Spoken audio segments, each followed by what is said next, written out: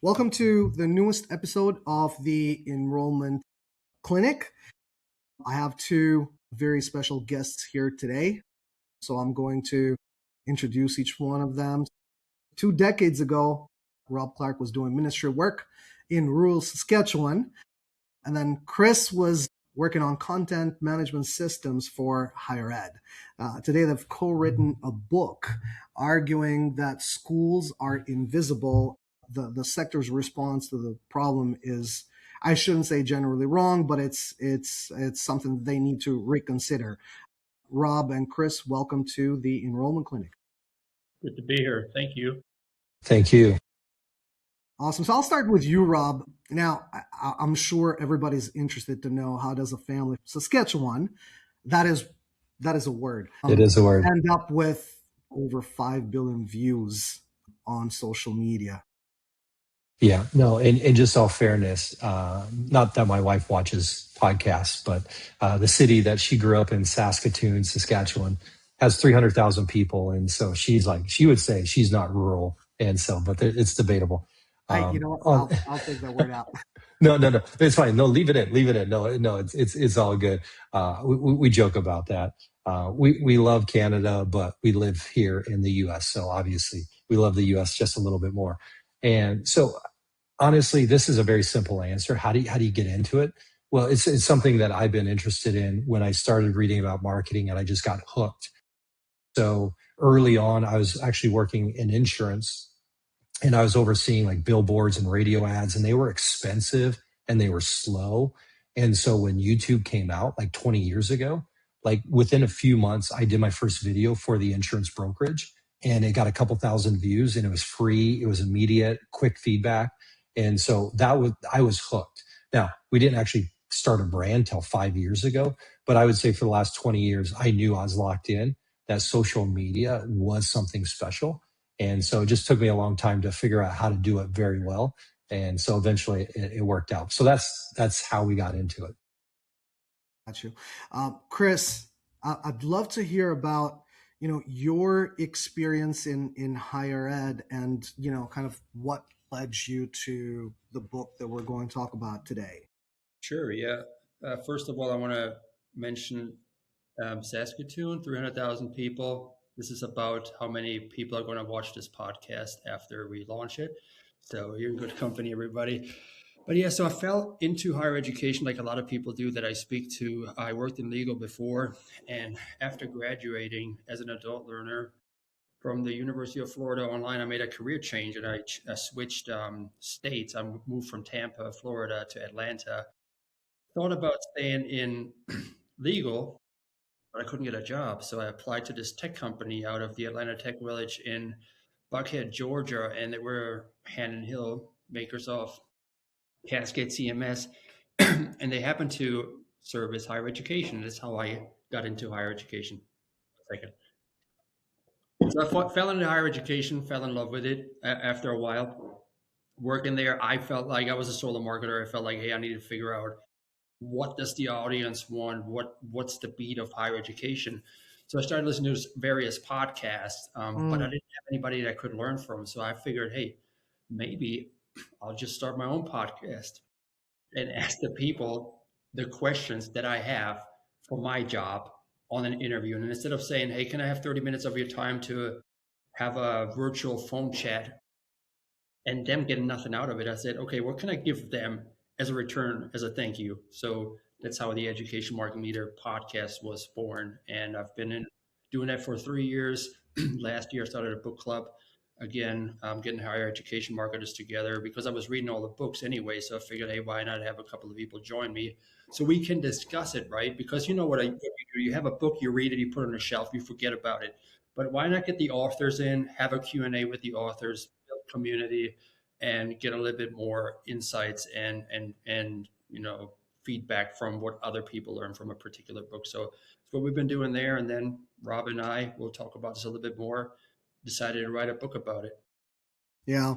I mean, again, your story of growth in higher ed is definitely inspirational. You and I have spoken about it offline as well. And I know when you were talking about your podcast, Rob was smiling a little bit, and I think I'd like to think it was because of the conversation we're having prior to the recording about how this podcast started. And I gave the example of kind of being in the ocean on a boat by yourself, not really knowing which direction to go. And the best way to do it is let's see who else has the same problem I do and let's kind of talk it out, right? And it's kind of interesting that higher ed has this problem. Why do you think that is? This problem, as in what? As in, no resource guide, no one to kind of share your issues with and kind of help you in the process, right? Yeah, yeah. So for on my perspective, I mean, it's small teams, lean teams. Maybe it's a little bit of especially with the enrollment cliff, it's getting a bit more tighter, a little bit more harder to get people to get those enrollments that they need, especially if they're smaller schools. So the competition is a little bit higher, right? Like 10, 20 years ago, it was a little bit more open to share what works and what doesn't work. And now it's kind of like, okay, I better hold on to my cards, make sure that I fill my seats. But then again, when you show up at higher ed conferences, everybody is so willing to share what Mm, works for them. But then again, how do you get to that higher ed conference? Because that's like $1,500 just for the ticket to get in. And then you have to think about travel. You have to think about the lodging, right, and the food. So, like we said, budgets are tight, and sometimes people don't have the ability to go to these conference. And then this is hierarchy piece too, right? If you send somebody to a conference, you send your directors or your VPs. Make sure that the leadership gets that professional development. But what about the people that are in the lower, at the mid management, or that are the specialists that just got in? How are they going to learn, right? And then I think that podcast is one of those mediums that will really, really help them grow and get to the next level. And then I thought, Rob and I thought, hey, maybe we condense all this knowledge that we have accumulated over the years and put it into a book and then make it even more consumable for the people that are on the rise. yeah. Rob, your thoughts? You Sorry. No, you that's kind of perfect. That's perfect. Yeah, you kind of preempted my next question. I was going to talk about, kind of bring it back to the book. One of the interesting things about the book is a lot of the attention books are about the attention economy, right? Like Mhm. where everybody's attention is, but yours, both because of your different perspectives, is coming from within the industry or from within the attention economy in and of itself. And it's interesting that you brought up the fact that it needed to be a book, because I was going to think about, why wouldn't this be a podcast episode or a podcast series but a book? Yeah, I'll let Rob go ahead first. I have a story about this, but I don't want to hog Yeah. that. No, I think this is very simple. You look at higher ed, and we realize that it's all about learning. And so for all of us, we learn in different ways. And so I'm much better. And I love audiobooks. I love podcasts because there's just something when I hear it, it locks in more than when I read it. But I know that there's a lot of people that reading, and I still love books, and I still get a lot out of books. And so there was a little bit of like, okay, so Chris has done this for a long time. And so it would take you a long time to listen to all of the podcasts that he's done. I mean, it'd be amazing. And, so someone might be stumbling across it for the first time. And so they're not going to spend literally hundreds of hours doing that, where they may spend 5 hours on this book. And so this book isn't as good as the hundreds of podcasts together, but it's going to give you a piece. And so it's just another way of learning. And it's a starting point, right? Like most books, it's a starting point. And then, especially in higher ed, as it's always changing, some stuff is really good. You can apply right now. Some of it's going to ebb and flow. But I think all of us, right, we're in the education space and about learning. And so why wouldn't you? And I do the same thing with social media. If you have something of value, how do you share it in the most places? And so I say put it on every platform. So the same is true of education. So yes, you want a book, you want an audio book, you do want the podcast, you want a YouTube video, you want it all. And so for a lot of us, especially in the education world, books are still like, I would say we treat books as kings. probably rightfully so. And so that's why the book needed to happen. Yeah, I love books because I love making notes on them and just kind of referring back to whatever page it is. It's an easy resource. Going back to the book, one of the things that struck me about this is that it's really about reps. It's about speed, right? And it's about being real and authenticity, right? Which is something that schools have a really hard time doing, right? One, because it's structural, the other one because it's you worry so much about your brand that the idea of something being not highly polished, it's almost kind of like off brand. Is there a school both of you can think of that does it right? Yeah, I mean, we mentioned Bowling Green University in the book. Brianna Blackburn, she leads the social media at Bowling Green, and they were ranked top 10 nationally for social media engagement, number one in the state of Ohio. They outperformed the Ohio State University there, so it's a massive credit to her and the way she approached things. And it was about not having to go through committee that much and being on the beat of what people wanted, and then just knowing how to have the right hook. That's something Rob always talks about, the 3-second rule. You got to catch the attention of the people that you're marketing to or speaking to within the first 3 seconds to earn the next 3 seconds to earn the whole time that they have, and then even, earn the attention of your audience, and go that way. But Rob, what do you have there? Yeah, no, I agree with that 100%. And so let me flip it the other way a little bit, like and it's not a negative, but you talk about the polished. And I would say we always talk about the generation of students, right? And so and I have kids right now that are right in it from 22 down to 14. So I hit all of them. And one of the things that I'm noticing in my kids and as their friends come over is that, and what's really good about that generation is they want real. They don't want the polished as much. And so, and I've seen this, like I worked at a school where they spent $10,000, which isn't really that much money for a video that what they made, but it's still a good chunk of money for a crew to come in, and they took a weekend, put together this video. Looks really great. The lighting, the sound, the voiceovers, everything is polished. It's been sitting on YouTube right now for 2 years, and it's at 2,000 views. Where the same college where I spent 5 minutes and created a video with the volleyball team that has over 5 million views. And so it's just knowing what works well. And so the polished is still needed, but so it's both and. But where I think where often colleges and universities, they think we only need the polished because it makes us look a certain way. It makes us feel like, oh, we really have it together. Where I say, no, we need both and. So that's good. But the reality is, whether we like it or not, that the quick, real, authentic, and almost unpolished is going to get more attention. That's going to lead people to say, okay, let me really see what this university is about. Maybe I'll watch this longer video now.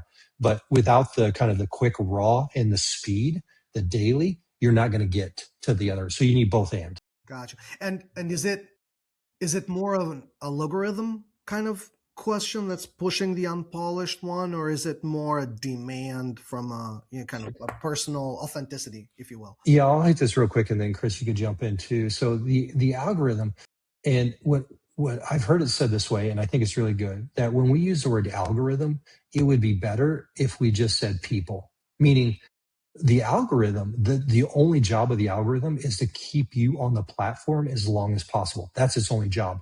So if you make content that people want to watch, the algorithm's going to reward you. And so there's no secret formula. It's like, what are people watching right now? That's the algorithm. So if you make content that is interesting to the people that are on the platform, then you're going to win. So all that to say is that there is just something about, because we hear ads all day long. We're bombarded. And so when we see the polish and, in the university world, it's, like we got to get the right picture. It's there's a tree. It's very diverse. There's, 3 students and they're different colors. And, it's just the reality of the world. And we see it and we know instantly it's an ad. Where there's a video that we see that just feels, even if it is a little bit scripted, if it feels more natural, then it's almost like we're going to watch it without even knowing that we're trying to promote our brand or our university. Right. Exactly. And it also depends. And when it comes to the algorithm, right? This is like the algorithm or the platform feeds a certain amount of people, maybe 100 people, your video to see how they react to it. And then if they're long and the algorithm keeps pushing it to other people, it's not like with Rob's videos that they're going to be served to 4 million people at once, right? It's a gradual increase as the video progresses and as people like it, share it, and engage with it and stay on that video. So if they're staying more than 10 seconds, and watching the whole video or watching a repeat, that gives the algorithm that indicator, hey, this is something good for the audience. Let's keep pushing it out. But then it's also depends on the platform too, right? Polished versus raw videos. So if I'm top of funnel and I'm scrolling through Instagram or TikTok, and I'm used to seeing these raw videos, unpolished videos, and all of a sudden something that looks like an ad shows up, I'm probably going to scroll past it. So you have to remember, what are you using the video for and what platform? Because when I'm going to the bottom of the funnel, I'm really considering a university and I'm seriously spending some time on the website. I want a horizontal, well-polished video on the website, because now I'm ready to put my money down and I want to make sure that I'm committing to something very reputable. Now, the polished is one thing, but it's the delivery is the other thing. Now, if you start a video with a drone shot that takes 5-10 seconds and your logo shows up first, I'll probably want to push past it and not watch it. But then we talk about the hook again, right? You want to be engaging, even with the polished long form videos on the website. It has to be engaging. It has to hook the people in who want to stay there, like they are on YouTube. So we got to make sure that, yes, raw, unpolished is one thing, but also the delivery of the storytelling is another thing, whether it's polished or not on the website. The brand manager in me, you know, says, "Wait, what do you mean? Once you see the brand, you move past the video?" The logo, right? Because it's not Right. interesting to me. I want to know what I can get out of it first. You can't push the brand at the end once you earn my attention. I'm cool with that. But at the beginning, I'm there to get a task accomplished. Like, what can I get out Gotcha. of this school, right? Because can you deliver on what I need for the future in 5 years? I might be able to get a job. I might be able to support my family and grow in my career, or is it just to bolster your pride and make sure that your cabinet feels seen on the website, which that is a problem for a conversation for another day, right? Sometimes there you can see the hierarchy of the institution shown on the website, but the website should always be student focused. Yeah, that's definitely an episode in of itself. The idea of kind of advertising to your own staff Mhm. and your own leadership, and not really speaking to prospective students. I want to go back to basically the book itself. One thing that drew my attention is speed as strategy, and this is something that Mhm. you guys had written in the book. Traditional marketing operates on institutional timelines. Campaigns are planned quarters in advance. Content calendars are developed at the start of the year. Major initiatives require months of development. This pace made sense when media moved slowly and trends lasted long enough to plan around. Today, the pace is a serious liability. I was talking to Rob about a Mhm. little bit about this specific concept of speed before we start recording. What do you say to somebody at an institution where upper management needs to approve every single thing? Right? Like, Yeah. Yeah. how, So let me, what, yeah. what Yeah. do they do the next day after reading this? Right. Yeah. So there's a lot of places we can go with this. And from my vantage point of the couple of universities I've worked with, that hasn't been the case, meaning that the president just almost didn't care, right? Like didn't want to see the social media. Now that may not be true for all places, but then as you get down a little bit, when it comes to even the schools I worked at, the marketing department didn't even necessarily had to sign off on anything. And so the speed wasn't necessarily a bottleneck of getting approvals. Now, I think at bigger universities, maybe that's an issue. Now, I've primarily worked with smaller universities. But what I would say is that the mindset really matters. And I talk about it like this, like I'm 6'6". I played NCAA Division III basketball. And one time we played against a Division I school. And we were just as good as shooters as them, right? But the one thing that I noticed and why they beat us by 50 points, they were the same size, but they were so much faster. And so, and like it changed everything. Like they could get to the spot before we could, they can get to the lane before we could. Just it changed the game entirely. Now, my assumption is that's probably true when I look at the best NFL players. It's like that guy's fast. When we look at the best players in the world when it comes to soccer, their speed's a matter. And I think that's true with business as well, and definitely with universities as well. So this is where the mind shift needs to happen.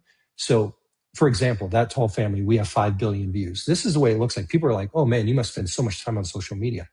No, it's like literally, it's like, okay, we need to post a video today. All right, give me 5 minutes. Let me come up with an idea. I got an idea. Okay, give me 2 minutes. We film it. Give me 30 minutes. Then I'm going to edit it perfectly. And so with like literally 30 minutes from start to finish, it's posted. I work with companies now, and that's the first thing I tell them is like the speed matters. You have to get it out there because perfect is often the reason why the idea of perfect, which we also would say polished, is the reason why you're probably not going to post enough content, and not posting enough content is going to be the reason why you don't get discovered. And so let me wrap it up with this analogy. It's like a dartboard. And so if your goal is to hit the bullseye, then the more darts you throw, the better chance you have at hitting the bullseye. And so when it comes to social media, especially, it's like, okay, because it's free and it's consumable quickly. So we could be posting, just throwing a lot of darts. If we throw a lot of darts, one or two of them is going to hit the bullseye. And in social media, that makes a big, big difference. Where most departments, most marketing, they think like, okay, we need to have this perfect script. It has to be this perfect idea. And because of that, it wastes too much time and you don't get enough quantity out. So I would say that's the biggest issue when it comes to speed, is that if you've got to get to a place, the mindset is we need to get more content out, because more is going to get you to a place where you figure out what the quality is. Yeah. Talking about the analogy with the dartboard real quick, I always say if you don't have a goal, you never hit it. So that's one thing. So you want to have that campaign. You want to think long term, right? And if you want to be a leader in a particular field. So personal example for my company, the last 1 year, we worked heavily on a campaign for web accessibility, because there were two mandates that we're going to hit in April and in May. So we worked on this the entire year. Today, the ADA Title II web accessibility mandate was supposed to go in effect. Last Friday, the Department of Justice extended it by a year. Now, we were the thought leaders on this particular topic for an entire year. I had everything planned out. I get the news at 3 o'clock on a Friday afternoon that this mandate was extended by 1 year. I tell my boss, she said, hey, that's big news. I said, let's post about it. 30 minutes later, I had a LinkedIn post out An hour and a half later, I had a YouTube short out, because we wanted to be the first one on the beat talking about this to our audiences. And then my bosses, they send emails to our clients, because we established ourselves as a thought leader in this particular niche.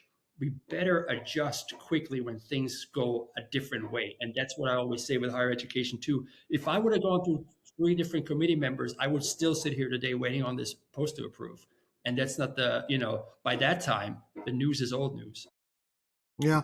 And I mean, in the over 100 podcast episodes, Chris, that you've done with Enrollment Marketing Leader, is this the structural issue to the attention gap, meaning this approval process, this kind of, Yeah.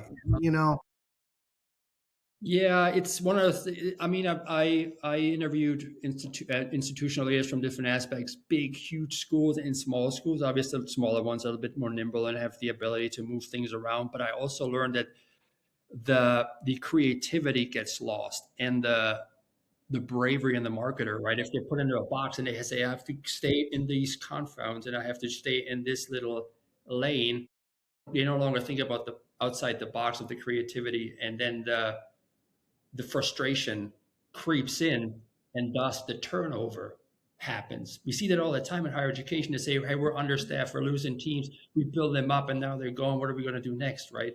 So I think that when you have a creative especially in the marketing fields and communications, these people, they like to think about outside the box. They like to push the boundaries a little bit. But if you have the leadership and institutional operators that say, hey, no, you got to stay within these barriers, you're not going to get the best out of them. One of the things that I always kind of kept going back to when I was kind of reviewing the book is when you talk about the attention gap and you look at the current student funnel, right? A lot of times before they even get to see your video on social media, college search doesn't start there, right? Like if you go way down, college search starts at the dinner table and you're 5 and your parents are arguing with each other like how they're going to save money for college. At that point, you as a kid kind of go, well, that's the direction I'm going to take, and then that shapes your view of whether you're going to go to the college in your town, you're going somewhere else, and things like that. So before they even get to the social media posts of Bowling Green University, right? Like they're on ChatGPT or they're on search trying to figure out, best college near me. And if that's the path,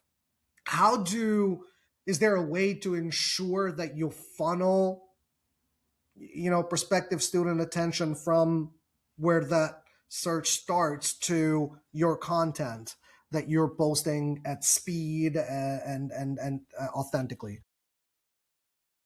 Yeah, no, I think this is a great point because I think what sometimes we forget is when we talk about marketing that we think it's the solution when really if it's done well, it's just highlighting what you are. So what I mean by that is that sometimes that we think that marketing will solve all the problems when it's only going to highlight the product. So if the product's not working, if the product's broken, then it's not going to solve that problem. So what happens, and it's a great point that you're bringing up, is that every school has something that they should be great at. And if you're just a mediocre school and you're not great at anything, then I would say is like, why do you deserve students, right? So you can't be all things to all people, right? And so colleges do need to pick. And I think again, with smaller colleges, I think the trap they can get into is they want to be all things to all people when they can't be that. So figure out what you are. So like one of the schools, the school that I went to and the school that I worked with a little bit, I heard over and over again that the problem was that we were located in a small town an hour outside of St. Louis. And that was a problem why students weren't coming. And I said, well, we should market that because that's a reason why a lot of students would come. You could come like it's like Mayberry is like it's like a Hallmark movie. It's got a town square. You can walk everywhere. We moved there. My kids are riding a bike to Dairy Queen. Like it's 1980. I was like, for some people, they're not going to come here, right? So let's not try to trick them to say like, oh, we're only an hour from the city. No, let's lean into what we were because there's a lot of students that want to go to a small town where it's safe. They can walk at night, like they're looking for that. So let's highlight that. Let's elevate that. And so that's what I would say is that the marketing, when done well, you got to highlight what you are. And so when someone's searching for something, now if they want to do music, okay, this school should pop up. If they want to do something with horses, because it's an area that my school is getting into, then we should do a lot of content about that because there are students out there that this matters to them. And so when they search, they got to be able to find it. So that's why you got to put a lot of content. So basically, you just want to tell the story of your school, what makes it different and unique and so good. And then just highlight that as much as you can. And then the right students will find you. Is there a difference? Is there a difference in what parents are looking for in content style versus students? Meaning, does speed, authenticity, and repetition works the same for the parent as it does for the prospective student? Because at the end of the day, it's the parent who gets to pay for college, right? It's the parent who is the biggest influencer in terms of what that end result is going to be, where you're going to be sitting in class. Yeah. I think probably Rob has a good story there because he's a parent of college students. But for me, when I spoke with Melissa Grainer from Campus ESP on parent communication. Parents want to be involved. They want to be seen. They want to have that information. And they're probably the ones, if you send them an email, if you send a student an email with the information, chances are the student's going to ignore it. On the other hand, the parent's probably going to read it because they're heavily invested in, like you said, finance is a big key there, right? Am I going to have to put out a second mortgage to send my kids to school? So you want to address the objections, like we talked earlier about with Rob schools with the small town. When you know that a reason for somebody not going to your school is it's in a small town, it's rural, or it's too expensive, the forefront should be answering or answering these objections, or at least give them an option and tell them, hey, we have financial aid available. These are the scholarships you qualify for, and this is how you can save some money. And here is a success story of other people that went through it, and they thought it was one thing, but it's with a discount, it was actually that. Mm. Let's get a little bit to the actionable part of the book and some of the kind of key takeaways. If I'm sitting, at my office and I'm a one person marketing team, and now I know which most colleges under 3,000 students is usually like one or two marketing people, but and I'm sitting there. I've just finished your book, and I know now I need to post as much content as possible, right? So how much is enough for a 1 or 2 member team, and how do we do that at scale? I'll start with you, Rob, on this one. Yeah, I think it needs to match to your goals, right? Meaning, if a college wants to kind of stay alive, right? It's different than, some colleges are saying, well, we want to grow by 20%. I was like, if you want to grow by 20%, which is ambitious, then there has to be things that you're doing now that are different than what you've been doing to get where you're at, right? And so that's the big thing when it comes to social media. So, for example, and I talk to people all the time that too often. Let me just say it this way: if it's a small team, in some ways, I would say that's even better because you can move fast. And again, speed matters more than anything. And so, if you give me a small team, when I worked with a university, I was like, because they were in a position where they were doing zero, like almost zero social media. And the marketing department actually said to the president, we don't have bandwidth to do social media. And I just happened to live nearby. So they're like, hey, can you help us out? And just me alone, and just one single person, as I was also doing that Tall family, my main business, then we increased the social media presence by thousands of percent, right? And so it could be done. One person can do a lot of damage on social media if it's done well. Now, here's the real issue is that most colleges, from my experience, now this may not be true, but from my experience, is you have a VP of marketing, usually a little bit older, not really well versed in social media, usually more traditional marketing. And so they hire some students to do social media because we just assume that if you're young and you're on your phone all the time, you're good at social media. Now, what's true is they're good at consuming social media, but it's a skill like anything else. And so it is a little bit mind blowing to me that we turn our marketing over, which at the end of the day, social media and if we could do all the studies in the world, we know this to be true, that social media right now is how most students are going to discover your school for the first time.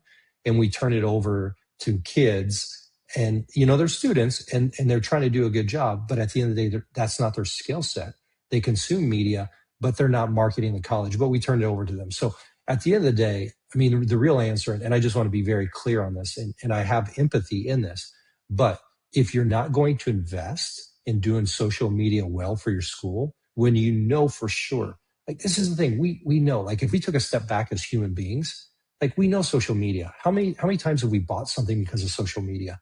I mean, like you turn on the news right now, like how much of the news is dictated by social media? I mean, we were told the election was stolen because of social media. Like, so, and we know that $1 billion brands are built off of the back of social media. So we know this. And yet when universities are like, hey, students here, can you just market the school for us? I have a little bit of empathy, but at the same time, I'm like, this is an area, if you're not willing to invest in, then you shouldn't expect your school to grow by leaps and bounds if you're not marketing the school well. That's my take on it. And so, again, I'm empathetic because I realize schools right now, it's tough. Budgets are shrinking, staff are shrinking. But this is an area that I think we got to be careful that we don't invest properly in. So, Chris, I mean, you speak to a lot of higher ups in higher ed. Is budgets and investment kind of like the biggest problem in closing that attention gap for these universities? I mean, budget as in having a staff. When I asked somebody, hey, what would you invest in at a recent conference?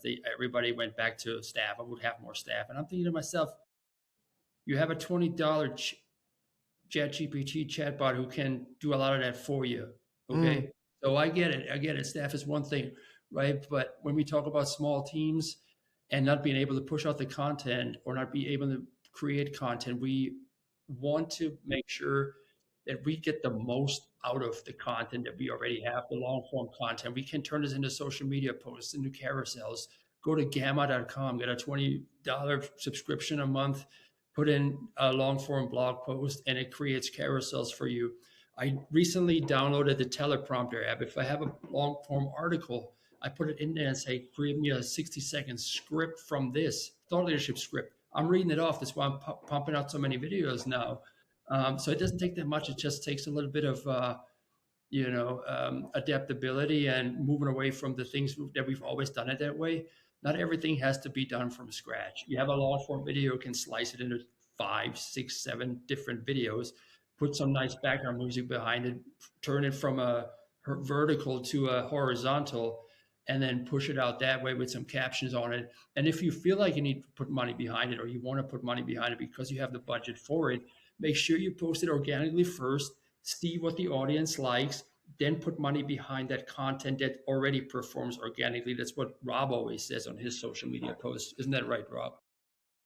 Yeah, that's right.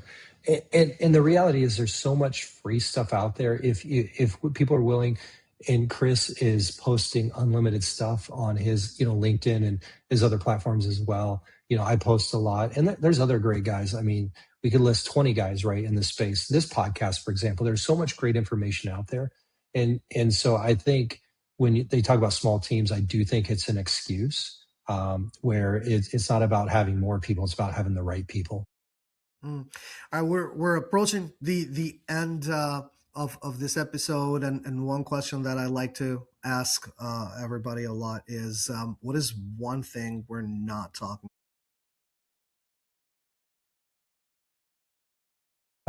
Just from my standpoint, that again, because I do have college age kids in the house, and our house is, we love it. This is the best thing that I love about our kids. They're very social and they bring people.